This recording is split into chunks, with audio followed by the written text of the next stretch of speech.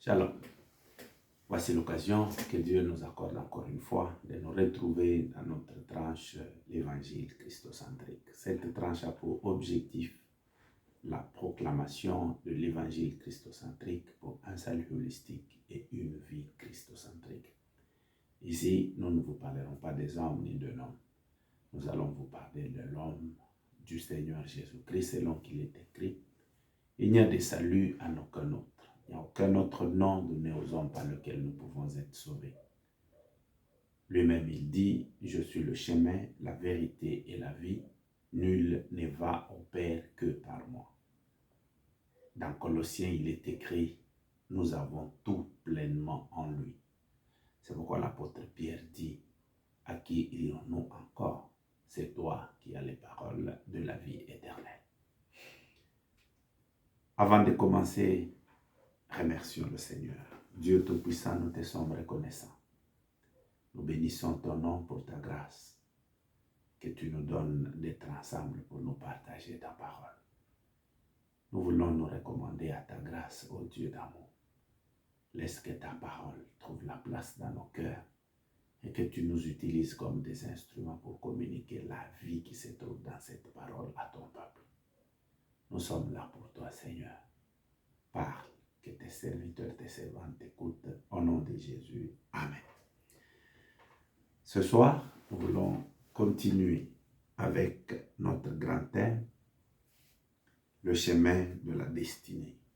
Nous avons compris que la destinée, c'est le plan, le programme, le projet que Dieu avait avec toi et sur toi avant de t'envoyer dans le monde. Nous disons que c'est la maquette que Dieu avait de ta propre vie avant même que tu puisses commencer à exister. Il est écrit dans la Bible que je connais les projets que j'ai formés sur vous, projets de paix et non de malheur, pour vous donner de l'avenir et de l'espérance. Oui, pour que ces projets s'accomplissent, nous devons chercher Dieu et le chercher de tout notre cœur. Alors, sur le chemin de la destinée, la première chose, c'est de trouver d'abord le chemin lui-même. Oui, c'est ce chemin-là qui va nous amener jusque dans la destinée. Ce chemin, c'est le Seigneur Jésus-Christ. Parce qu'il dit, nul ne va au Père que par moi. Je suis le chemin, la vérité et la vie. Et il est aussi écrit dans Éphésiens chapitre 2, verset 10, que nous sommes son ouvrage, ayant été créés en Jésus-Christ pour de bonnes œuvres que Dieu a préparées d'avance afin que nous les pratiquions. Donc nous avons besoin de rencontrer notre place de la création qui est Jésus-Christ. C'est lui le chemin de notre destinée. Ensuite, nous avons dit qu'il faut que tu reçoives l'onction de la part de Dieu. Pourquoi? Parce que cette onction, c'est celle qui va te rendre capable de devenir ce que Dieu veut que tu deviennes. Il t'arrive d'avoir des grandes visions. Il t'arrive que le peuple prophétise sur toi, des vrais prophètes, ils prophétisent sur toi. Il arrive aussi que tu lises la parole de Dieu et il te révèle ce que Dieu veut que tu deviennes. Mais quand tu regardes tes propres moyens, tu te sens incapable. Oui, tu as raison, parce que tu ne deviendras pas ce que Dieu veut que tu deviennes par tes propres efforts. C'est Dieu qui va te rendre capable. Et pour te rendre capable, il t'accorde son onction. C'est pourquoi, lorsque Samuel déversait l'onction sur Saül, il lui a dit, par cette onction, Dieu fait de toi le chef de son peuple. Ça veut dire, tu ne peux pas le devenir par toi-même parce que s'il ne s'agit que de toi, tu es un loser, un homme qui a été incapable de trouver les ânesses de son père. Maintenant, si tu vas devenir roi, c'est parce que tu reçois l'onction. Cette onction qui est un revêtement qui te qualifie et qui te distingue. Marie avait posé la même question que nous nous posons toujours. Comment cela sera possible? Parce que je ne suis pas. Parce que je suis incapable. L'ange de l'Éternel lui a dit, le Saint-Esprit viendra sur toi et la puissance du Très-Haut te couvrira, du Tout-Puissant te couvrira de son ombre, car le Saint-Enfant qui naîtra de toi sera appelé fils du Très-Haut. Ça veut dire, ça ne sera pas par tes propres efforts, mais ce que tu produiras ne portera même pas ton nom. C'est Dieu qui en tirera gloire. Donc, en tout et pour tout, nous avons besoin de cette onction pour que nous puissions rentrer dans notre destinée. Alors, aujourd'hui, après l'onction, nous voulons parler des connexions divines. Connexion divine. Nous sommes dans Jean, chapitre 5. Nous lisons à partir du verset 2. Il est écrit, « Or, à Jérusalem, près de la porte des brebis, il y avait une piscine qui s'appelait en hébreu Bethesda et qui a 5 portiques. Sous ces portiques étaient couchés en grand nombre des malades, des aveugles, des boiteux, qui étaient couchés et aussi des paralytiques qui attendaient le mouvement de l'eau, car un ange descendait de temps en temps dans la piscine et agitait l'eau. Et c'est lui qui y descendait le premier, après que l'eau avait été agitée, était guérie, quelle que fût sa maladie. Là se trouvait un homme malade depuis 38 ans. Jésus l'ayant vu coucher et sachant qu'il était malade depuis longtemps, lui dit, « Veux-tu être guéri ?» Le malade lui répondit, « Seigneur, je n'ai personne pour me jeter dans la piscine quand l'eau est agitée, et pendant que j'y vais, un autre descend avant moi. » « Lève-toi, lui dit Jésus, prends ton lit et marche. » Aussitôt, cet homme fut guéri, il prit son lit et marcha. C'était le jour du sabbat. Les Juifs dirent donc à celui qui avait été guéri, « C'est le sabbat il n'était pas permis de prendre ton lit. » Il leur répondit, « Celui qui m'a guéri m'a dit, prends ton lit et marche. » Mes amis, frères et sœurs, nous parlons de connexion divine. Qu'est-ce que nous entendons par les connexions divines? Avant de parler des connexions divines, nous devons comprendre que chaque personne a ses propres connexions.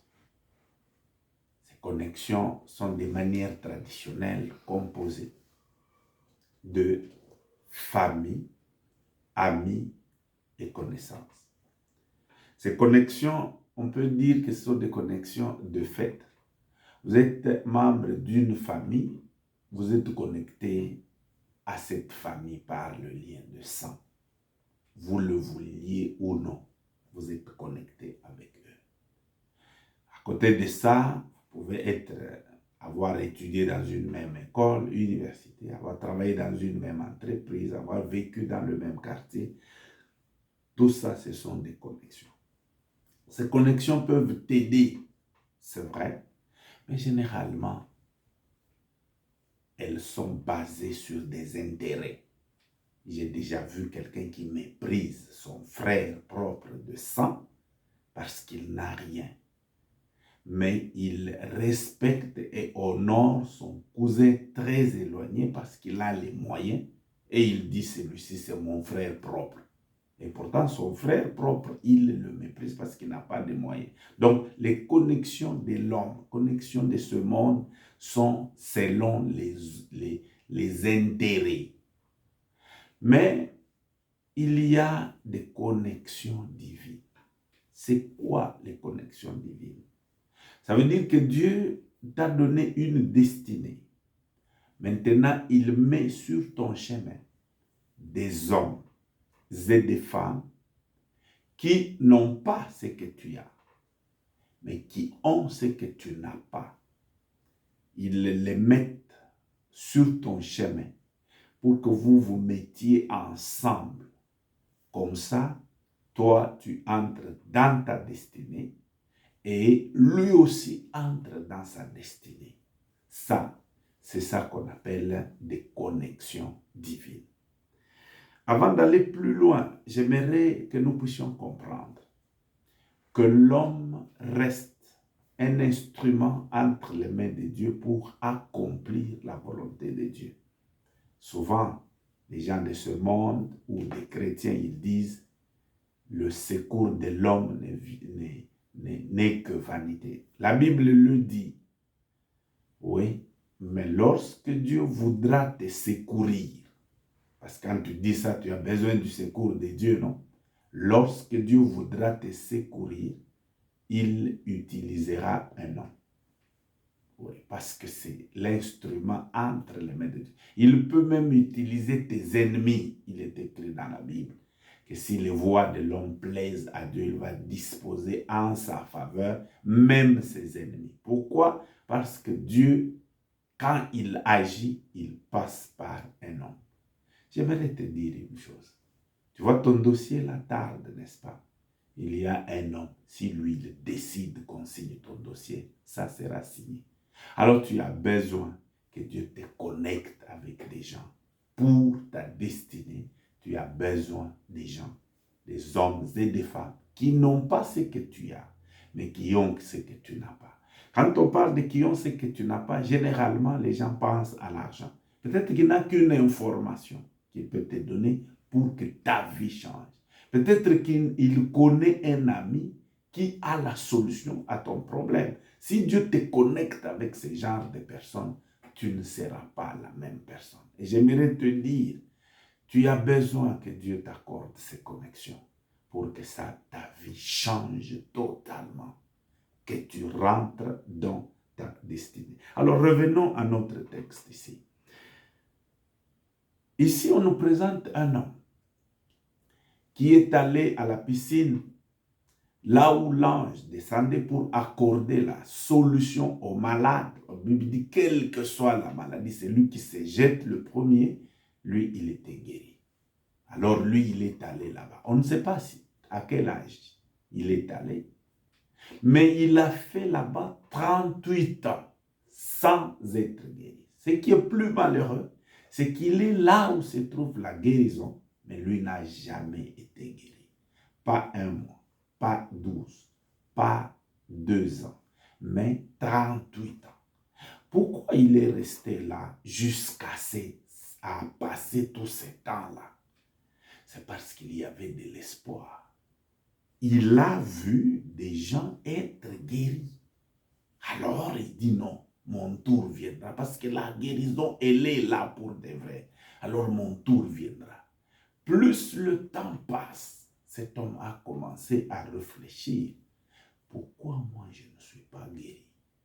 Et finalement, il a compris son vrai problème. C'était quoi le problème? Il disait, je n'ai personne. Je n'ai personne. C'était ça son problème. En d'autres termes, il dit, si j'avais quelqu'un qui pouvait me prendre et me jeter dans l'eau, je serais guéri. Vous savez, les amis, lorsqu'on lit ce texte, beaucoup de prédicateurs ont l'habitude de condamner cet homme. Lui, il est resté longtemps. Parce qu'au lieu de chercher le secours de l'Éternel, lui, il compte sur les hommes. N'est-il pas écrit? Malheur à celui qui se confie à l'homme et qui le prend pour appui. En citant ce verset, malheureusement, on oublie l'élément essentiel. La Bible dit, malheur à celui qui se confie dans l'homme, qui prend la chair pour appui et le seul élément négatif, et qui se détourne de l'Éternel. Oui. On doit se confier dans les hommes, non. On doit faire confiance dans les hommes. Mais ce qu'on interdit, c'est se détourner de l'Éternel, compter sur un homme seulement. Là, c'est mauvais. Même si tu peux compter sur un homme, ce n'est pas mauvais. Si tu peux faire confiance sur quelqu'un, ce n'est pas mauvais. Mais ça sera mauvais si tu détournes ton attention de l'Éternel, tu prends l'homme là pour un seul appui. Dieu est exclu. Là, ça devient mauvais. Pourquoi j'insiste là-dessus? Parce que je venais de dire, même si Dieu décide de te venir en aide, laisse-moi te dire, il passera par un homme. Pourquoi je le dis? Lorsque vous lisez dans Luc, on explique la même chose. La situation analogue d'un homme qui était dans la même condition. Dans Luc, lui, il avait des gens. Les gens l'ont transporté. J'aime bien ce texte. Les gens l'ont transporté. Ils sont allés avec lui là où était Jésus. La piscine, la vraie piscine de Bethesda. Quand il arrive là-bas, il trouve qu'il y avait beaucoup d'obstacles parce qu'il y avait beaucoup de gens qui ne pouvaient pas entrer. Regarde ce qu'ils ont fait. La Bible déclare, ces gens-là, ils sont montés sur le toit. Ils ont créé une ouverture. Alléluia. Mes amis, les connexions divines finiront par te créer une ouverture. Là où il y a beaucoup d'obstacles, Dieu est capable de te donner une connexion. Ça te crée une ouverture et tu passes. Alors regarde ce qui se passe. Lorsque Jésus, après avoir créé l'ouverture, ils vont descendre la personne. Lorsque Jésus voit le type, il dit, mon enfant, tes péchés te sont pardonnés. Alors les théologiens qui étaient là, ils disent, non mais ça c'est des blasphèmes. Comment toi tu peux dire que tes péchés sont pardonnés? Il n'y a que Dieu qui a le pouvoir de pardonner les péchés, ne sachant pas que celui-là était Dieu. Alors il dit, mais qu'est-ce qui est facile? Est-ce dire à quelqu'un que tes péchés soient pardonnés ou de lui dire, lève-toi et marche, afin que vous sachiez que le Fils de l'homme a le pouvoir de pardonner le péché. Toi, messieurs, lève-toi, prends ton lit et marche. Cet homme est guéri. Alors, lorsque vous regardez très bien, en faisant une étude parallèle, vous allez voir que tous sont estropiés, tous sont à l'endroit où se trouve la guérison, la vraie. Tous, on leur a dit, lève-toi, prends ton lit et marche. La différence, l'homme de Luc, lui, avait des gens qui l'ont aidé dans cette démarche, mais celui-ci n'en avait pas. Et c'est vrai, si seulement quelqu'un pouvait se lever à la piscine là, même 2 ou 3, et dire, tous, vous êtes mauvais. Aujourd'hui, si quelqu'un ose entrer dans l'eau, il aura avoir affaire à moi. Aujourd'hui, c'est le tour de cet homme. Ça fait 38 ans qu'il est là. Vous le laissez toujours là et vous vous précipitez. Celui-ci, c'est lui qui va oser aujourd'hui. Il aura affaire à moi.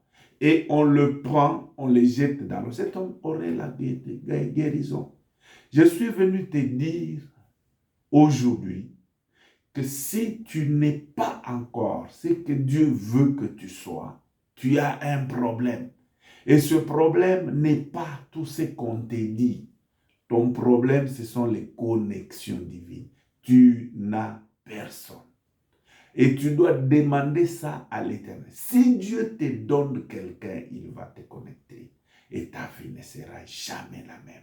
Ce n'est pas l'intelligence qui te manque. Ce n'est pas la capacité de faire mieux les choses qui te manquent. Mais il te manque quelqu'un qui peut te recommander. Il te manque quelqu'un qui peut te connecter. Laissez-moi vous dire une chose, mes amis. Lorsque la Bible dit Dieu prend l'indigent dans le fumier et le fait asseoir avec les grands et les grands de son peuple, vous pensez que ça se fait du tic au tac? Mais laisse-moi te dire qu'il y a un monde où que l'on doit traverser du fumier à la table des grands. Ce monde-là, ça s'appelle des connexions divines. Il n'y a pas une école pour devenir président de la République. Il n'y a pas une école pour devenir ministre dans tel ou dans tel domaine. Il n'y a pas une école pour devenir premier ministre. Il n'y a pas une école pour devenir PDG. Ça n'existe pas. Mais pour y arriver, il y en a une de laquelle je vous informe aujourd'hui. Ce sont des connexions divines. Si Dieu te donne ces connexions, laisse-moi te dire, tu ne seras jamais la même personne. Laissez-moi vous lire quelque chose dans la Bible ici, dans 1 Chronique. Nous sommes au chapitre 11 et nous lisons le verset 10. Il est écrit, « Voici de vaillants hommes qui étaient au service de David et qui l'aidèrent. » Je mets l'emphase sur aider, qui l'aidèrent avec tout Israël à assurer sa domination afin de l'établir roi selon la parole de Dieu au sujet d'Israël. Vous voyez, David a reçu l'onction, très bien, mais il lui fallait des connexions. C'était des gens qui décidaient de se mettre à son service, qui étaient déterminés à voir David roi. La Bible dit, ils l'ont aidé. Frère, ne méprise pas les hommes. Ne dis pas qu'est-ce qu'un homme peut faire pour moi. Non, même quand Dieu voudra faire quelque chose pour toi, il utilisera un homme. Et c'est ça qu'on appelle des connexions divines, mon ami, frère, sœur. Vous voyez, il avait l'onction pour devenir roi, c'est vrai. Mais pendant qu'il a l'onction royale, il y a un autre roi qui règne. Comment David pouvait arriver jusque-là? La Bible dit qu'il y a des vaillants hommes qui se sont mis à son service, qui l'ont aidé. Leur objectif était d'assurer, j'aime bien la Bible, assurer sa domination et l'établir roi selon la parole de l'Éternel. En d'autres termes, l'Éternel avait destiné David à être roi d'Israël. Il lui a donné son onction, mais ce n'était pas fini. Il fallait qu'il lui donne ces hommes qu'on appelle des vaillants hommes.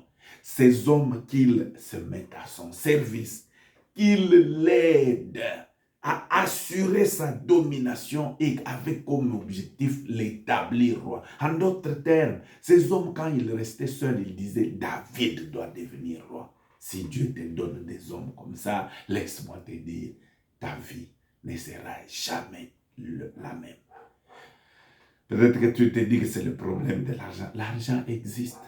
Mais pour que tu aies, ça se trouve entre les mains des gens. Mais pour que ces gens t'en donnent, il faut que Dieu te connecte avec ces gens-là. Alors, comment est-ce que tu peux avoir l'onction divine? Non, les connexions divines, excusez-moi, j'aime beaucoup l'onction.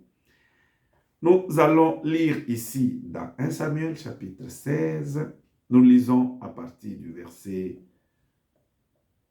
18. J'aime bien ce texte, mes amis. L'un des serviteurs prit la parole et dit, « J'ai vu un fils d'Isaïe, Bethléemite, qui sait jouer de la harpe.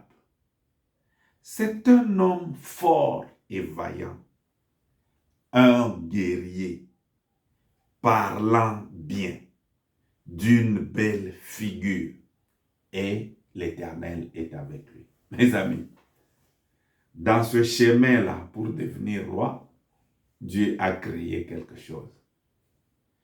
Saül a des esprits impurs qui le dérangent, et comme solution, il fallait que quelqu'un chante. Et David sait chanter.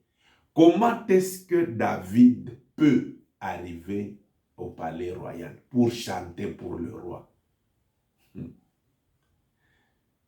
Nous allons y arriver. Il y a un problème. Lui, il est la solution. Il y a un problème quelque part. Mais comment la solution peut rencontrer un problème pour le bien de celui qui a le problème et la destinée de celui qui a la solution? Il y a un homme.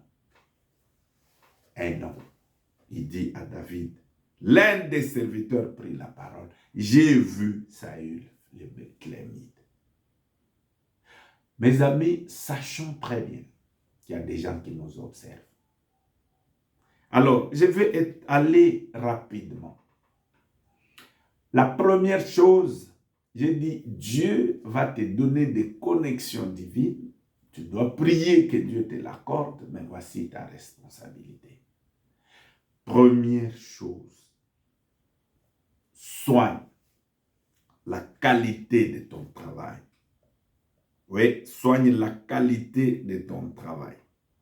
Proverbe chapitre 22, verset 29, il est écrit, « Si tu vois un homme habile dans son ouvrage, il se tient auprès du roi, il ne se tient pas au milieu des gens obscurs. » Dans les Semeurs, il est écrit, « Connaissez-vous un homme habile dans ce qu'il fait? il ne restera pas au service des gens obscurs, mais il entrera au service des rois. En d'autres termes, tu dois soigner la qualité de ce que tu fais. Tu ne dois pas mépriser ton don. Soigne la qualité de ce que tu fais. Travaille à l'excellence. Tu es dans ton domaine là. Parce qu'il n'y a aucun domaine qui n'est pas important. J'ai vu des gens qui ont émergé ne fût-ce qu'avec le football. J'ai vu des femmes qui sont allées finalement tresser les cheveux des femmes des rois, des présidents de la République. Ce sont des coiffeurs comme tout le monde. Mais pour arriver là-bas, il faut la connexion. Mais pour avoir la connexion, soigne d'abord la qualité du travail. Sur ton travail, les bénéficiaires, ce sont eux qui feront ta publicité. Il ne faut pas toujours chercher les démons à gauche, à droite, mais ce que tu fais là, fais-le bien. Soigne la qualité. Travaille. Si tu peux même te former, forme-toi. Si tu peux te recycler, recycle-toi. Si tu peux te renseigner auprès de gens qui ont déjà excellé dans ce domaine, renseigne-toi. Mais que ton objectif soit l'excellence. Soigne la qualité de tes services. Oui. Parce que dans ce monde, mes amis, nous sommes comme au marché. Au marché, il y a ceux qui achètent, donc les consommateurs, et ceux qui vendent. Et ceux qui vendent, on ne cherchera pas n'importe quoi. Ceux qui achètent, ils cherchent la qualité. Donc tu dois soigner, travailler bien la qualité de ce que tu donnes. Tu es ministre de Dieu, soigne la qualité de tes enseignements. Cherche Dieu, lis la Bible, fais tout ce que tu peux faire. Chacun dans son domaine perfectionne ce que tu fais là. Ça va t'ouvrir les portes. La Bible dit, le don de quelqu'un peut lui faire trouver une place auprès des rois. La Bible dit, si tu vois un homme habile dans ce qu'il fait, il ne va pas rester seulement au milieu des hommes obscurs. Il finira par rendre ses services au roi. Donc tu atteindras les auteurs. Tu vois, David, il chantait, mais il ne savait pas que les gens l'observent. Vous savez, quand quelqu'un rentre, il n'est pas satisfait de tes services. Il te maudit dans son cœur. Il ne peut pas te recommander. Mais si quelqu'un est satisfait, ton travail va faire sa publicité. Ça va t'amener très loin. Soigne la qualité de ton travail. Deuxième chose, soigne ton image. Soigne ton image. Regarde ce qu'on dit de David. On dit que c'est un homme, il sait jouer de la harpe, c'est vrai. Mais ce que j'aime ici, on dit, j'ai vu le fils d'Isaïe. Ça veut dire que je l'ai observé. Je l'observe depuis un temps. Le serviteur, j'ai justement remarqué. Oh, tu as l'onction, ça va te faire remarquer. Soigne la qualité du travail. Il sait jouer. Soigne ton image. Alors maintenant, la réputation. On dit c'est un brave guerrier. De plus, il s'exprime bien. Il a une belle apparence et l'Éternel est avec lui. Quand on cite ton nom, quelle image sort? Tu dois soigner ton image. Tu dois soigner ta réputation. Il ne faut pas qu'on dise il est bien, mais il travaille bien. Il connaît vraiment le travail, mais non, ça te bloque les portes. Ça ne t'amènera pas loin. Tu détruis toi-même les connexions que Dieu te donne. Soigne ton apparence aussi. Sois présentable aussi. Vous savez que le fait d'être trop bizarre, ça abîme, ça abîme aussi les connexions. Pourquoi? Parce que dans la vie, il y a le principe des premières impressions. Quand on te voit, cette image-là reste. Ça peut te bloquer les portes. Non, soigne ton apparence, soigne ton image, soigne ta personne. La dernière chose, que Dieu soit avec toi. Parce qu'on dit Dieu est avec lui. Comment cet homme a vu que Dieu était avec lui? Oui, quand Dieu est avec toi, ça devient remarquable. C'est pourquoi, mon ami, tu dois chercher Dieu dans la prière. Tu dois chercher Dieu dans l'œuvre de Dieu. Tu dois chercher que Dieu soit avec toi. Quand Dieu sera avec toi, c'est lui qui te recommandera. Voilà. C'est pourquoi la première chose, quand tu veux que Dieu te donne des connexions, sois connecté d'abord avec lui-même par le Seigneur Jésus-Christ. Parce qu'il est écrit, il y a un seul Dieu, un seul médiateur entre Dieu et les hommes, Jésus-Christ, l'homme. Alors tu dois, si tu ne l'as pas encore fait, tu dois l'accepter comme ton Seigneur et ton Sauveur. Et si tu veux l'accepter maintenant, ne remets pas à demain parce que tu ne sais pas ce que demain peut t'arriver. Tu dois l'accepter comme ton Seigneur et ton Sauveur. Si tu es disposé, prie avec moi. Seigneur Jésus, nous te disons merci. Nous avons entendu ta parole qui nous parle de connexion divine. Oui, c'est vrai, nous n'avons personne. C'est pourquoi notre vie demeure la même. Aujourd'hui, nous avons entendu que lorsque tu veux intervenir dans notre vie, tu utilises des hommes. Mais comment nous pouvons être connectés aux hommes si nous ne sommes pas connectés avec toi-même? C'est pourquoi nous prenons la décision de t'accepter comme notre Seigneur et notre Sauveur, afin que nous soyons connectés avec Dieu. Ainsi Dieu nous donnera ses propres connexions. Que ce sont des hommes et des femmes qu'il met à notre disposition, qui n'ont pas ce que nous avons, mais qui ont ce que nous n'avons pas, afin que nous puissions travailler ensemble en complémentarité, afin que nous puissions ensemble chacun entrer dans sa destinée. Oui, Père, nous te faisons confiance. Au nom du Seigneur Jésus. Amen. Alors, dans notre ministère, nous avons deux plateformes. Jusque-là, nous avons Facebook et YouTube. Vous n'avez qu'à chercher Mission pour l'Évangile christocentrique. Vous trouverez des belles prédications et enseignements pour votre édification. N'oubliez pas de nous visiter dans notre website, site internet www.mevchristocentrique.org. Là, vous trouverez des belles choses, des publications, des belles prédications, des enseignements très riches pour votre édification. Aussi, n'oubliez pas de nous soutenir en prière. Nous avons toujours besoin de l'argent, des moyens financiers pour perfectionner ce que nous sommes en train de faire et atteindre un très grand nombre. Si Dieu te touche, n'hésite pas. Appelez-nous au plus 27 81 760 95 11. Que le Seigneur vous bénisse. Que le Seigneur vous bénisse abondamment.